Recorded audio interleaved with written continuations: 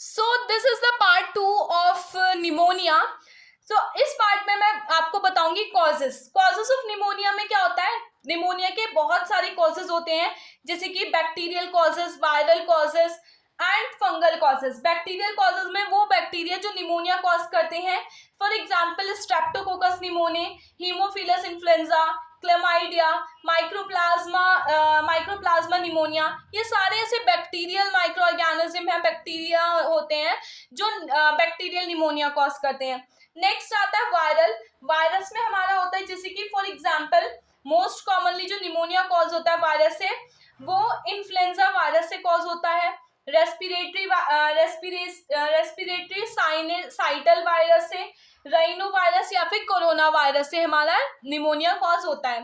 Next हम बात करेंगे फंगल जो माइक्रो ऑर्गेनिजम्स होते हैं उसमें कौन कौन से आते हैं, जैसे कि फंगस फ्रॉम सॉइल, या किसी भी सॉइल से अगर फंगस लग रही है तो निमोनिया हो सकता है। हमारा सॉइल के कांटेक्ट में हमारे और सॉइल में फंगस थी, देन हमें निमोनिया हो सकता है। जैसे कि फॉर एग्जांपल सॉइल के एग्जांपल्स क्या क्या है हमारे, सॉइल के एग्जांपल्स हैं हम फंगस के एग्जांपल्स क्या क्या है हमारे, फॉर एग्जांपल क्रिप्टोकोकस स्पेशीज, ठीक है, या फिर निमोनियोसिस्टिस। ये हमारी फंगस होती हैं जो कि फंगल निमोनिया कॉज करती हैं। नेक्स्ट आता है हमारा पैरासाइट्स। पैरासाइट से जो कॉज होती है वो होती है टॉक्सोप्लाज्मा गोंडी, ठीक है, ये एक पैरासाइट होता है जो निमोनिया कॉज करता है। नेक्स्ट हम बात करेंगे इसकी पैथोफिजियोलॉजी की। पैथोफिजियोलॉजी में क्या होता है कि ड्यू टू किसी भी इटियोलॉजिकल फैक्टर की वजह से क्या होगा कि हम किसी भी इटियोलॉजिकल फैक्टर की वजह से हम माइक्रो ऑर्गेनिजम्स को इनहेल कर लेंगे।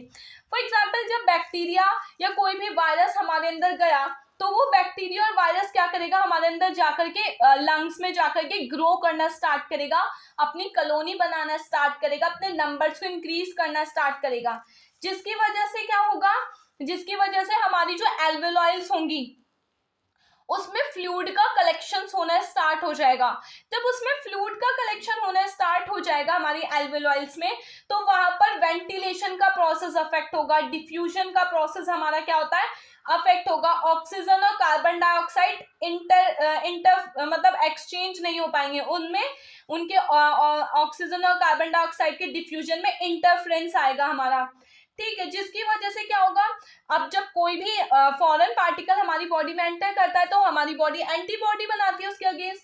तो हमारी जो बॉडी होगी उसकी जो इम्यून सेल्स होंगी, वाइट ब्लड सेल्स, न्यूट्रोफिल्स, वो माइग्रेट करेंगी एल्वेओलाइल में, हमारा इम्यून सिस्टम एक्टिवेट हो जाएगा, ठीक है। देन उसके बाद क्या होगा हमारा कि जो लंग्स होंगे हमारे वो प्रॉपरली वेंटिलेटेड नहीं हो पा रहे हैं, हमारी एंटीबॉडीज होंगी वो फाइट करने की कोशिश करेंगी, हमारे नॉर्मल जो भी बैक्टीरियाज हैं उनसे उसे इनगल्फ करने की कोशिश करेंगी।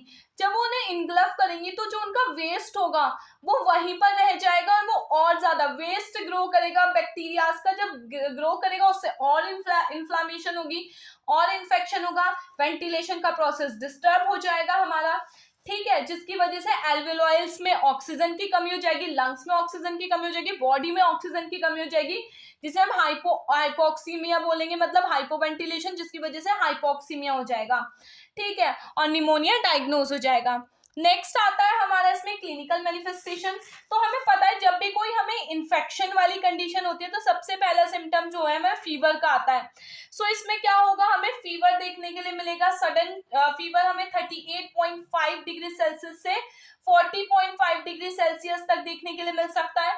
सडन चिल्स होंगी, प्लूरेटिक चेस्ट पेन होगा इसमें, जो कि हमारा जब हम रेस्पिरेशन मतलब जब हम सांस लेंगे या कफ करेंगे वो और बढ़ेगा। इसके अलावा हमें टेकिकार्डिया, डिस्निया होगा, सांस लेने में डिफिकल्टी होगी हमारी, ऑर्थोनिया होगा, पल्स रैपिड पल्स हो जाएंगी, बाउंडिंग पल्स होगी हमारी, टेम्परेचर हाई हो जाएगा हमारा, ठीक है, ब्रेडिकार्डिया हो जाएगा पेशेंट को हमारे। इसके अलावा हमें lower respiratory tract infection, headache, fever, ठीक है, मैलेज, ये सारी चीजें देखने के लिए मिलेंगी। इसके अलावा जो हमारे लिप्स होंगे वो ब्लू कलर के हो जाएंगे, फ्लस्ड चिक्स मतलब कि हमारे जो चिक्स होंगे वो रेड हो जाएंगे पूरे हमारे। साइनोसिस की कंडीशन देखने के लिए मिलेगी, मतलब जब हमारे ब्लड में ऑक्सीजन की कमी हो जाती है उसे साइनोसिस बोलते हैं, सॉरी उसे हाइपोक्सिया बोलते हैं। हाइपोक्सिया की वजह से साइनोसिस, जब ब्लूइश डिस्कलरेशन होने लगता है हमारे बॉडी के पार्ट्स का, ठीक है। स्पूटम प्रोडक्शन देखने के लिए मिलेगा, कफ देखने के लिए मिलेगा हमें, ठीक है। ये सारे के सारे साइन एंड सिम्टम्स हमें निमोनिया के केस में देखने के लिए मिलेंगे। नेक्स्ट आता है इसके डायग्नोस्टिक इवेल्युएशन, आप कैसे कैसे डायग्नोसिस कर सकते हो। तो सबसे पहले इसमें हम क्या करेंगे, पेशेंट से history collection, physical examination, then उसका चेस्ट एक्सरे कराएंगे, उसका ब्लड कल्चर होगा, स्पूटम एग्जामिनेशन होगा, ब्रोंकोस्कोपी हम पेशेंट में करेंगे। ब्रोंकोस्कोपी किया जाता है हमारा इन्फेक्शन को डिटेक्ट करने के लिए, देखने के लिए, विजुअलाइज करने के लिए लंग्स की कंडीशन को। सीटी स्कैन, एमआरआई होगा, पल्स ऑक्सीमेट्री होगा, इसमें हमारा चेक करेंगे कि हमारी जो ब्लड है उसमें ऑक्सीजन का और या अदर गैसेस का लेवल कितना है। रैपिड यूरिन टेस्ट करेंगे हम, आर्टेरियल ब्लड गैस एनालिसिस करेंगे। नेक्स्ट आता है हमारा इसका मैनेजमेंट। तो इसमें सबसे पहले हम मेडिकल मैनेजमेंट की बात करेंगे। मेडिकल मैनेजमेंट में हम सबसे पहले एंटीबायोटिक्स देंगे, जो भी हमें डॉक्टर ने प्रिस्क्राइब किए वो एंटीबायोटिक। अब कौन कौन सी एंटीबायोटिक्स हम दे सकते हैं, ठीक है। जैसे कि मैंने इसमें आपको प्रॉपर मेडिकल मैनेजमेंट बताया हुआ है। कम्युनिटी एक्वायर्ड निमोनिया का अलग है, हॉस्पिटल एक्वायर्ड निमोनिया का अलग है, इम्यूनो कॉम्प्रोमाइज्ड होस्ट में जो निमोनिया होता है उसका अलग, एस्पिरेशन निमोनिया का अलग। सो आप इस तरीके से भी याद कर सकते हो, या फिर आप ऐसे भी याद कर सकते हो कि सबका मैनेजमेंट एक साथ भी लिख सकते हो। सो मैं अपने नोट्स के अकॉर्डिंग बताती हूँ। कम्युनिटी एक्वायर्ड निमोनिया में अगर हमें स्ट्रेप्टोकोकस की वजह से निमोनिया हुआ है तो हम एमोक्सिसिलिन सबसे ज्यादा देते हैं। इसके अलावा हमारा एमोक्सिसिलिन के अलावा सिफिरेक्सोन दिया जाता है, सिफिप्रोजिल, ठीक है, सिफिप्रोजिल, सिफोटेक्सिन, ठीक है, मैक्रोलेट्स दे सकते हैं हम पेशेंट को, या लीवोफ्लॉक्सिन दे सकते हैं, मॉक्सीफ्लॉक्सिन दे सकते हैं हम पेशेंट को, ठीक है, या फिर वेंकोमाइसिन। ये स्ट्रेप्टोकोकस निमोनिया के लिए ज्यादा प्रेफर की जाती है मेडिकेशन। नेक्स्ट आता है हीमोफिलस इन्फ्लुएंजा के लिए डॉक्सीसाइलिन आप चला सकते हो, फ्लूरोक्विनोलोन चला सकते हो, second and third generation of cephalosporin आप चला सकते हो। नेक्स्ट आता है हमारा लिगोनीला निमोनियोफिला, ठीक है। इसकी वजह से अगर निमोनिया हो रहा है हमें तो हम एरिथ्रोमाइसिन, ठीक है, एजिथ्रोमाइसिन या फिर मॉक्सीफ्लॉक्सासिन या फिर फ्लूरोक्विनोलोन चला सकते हैं। नेक्स्ट आता है माइकोप्लाज्मा निमोनिया। माइक्रोप्लाज्मा निमोनिया के केस में हम मैक्रोलेट्स, टेट्रासाइलिन ये चला सकते हैं। एंड वायरल निमोनिया के केस में हम एंटीवायरल जैसे कि ओसेल्टामेवार, जीनामेवार और रेमेटाइडिन, ठीक है। नेक्स्ट आता है क्लमाइडिया निमोनिया के केस में हम मैक्रोलेट्स, डॉक्सीसाइलिन चला सकते हैं। एक्वायर्ड निमोनिया के केस में आप सिप्रोफ्लॉक्सासिन, एजिथ्रोमाइसिन,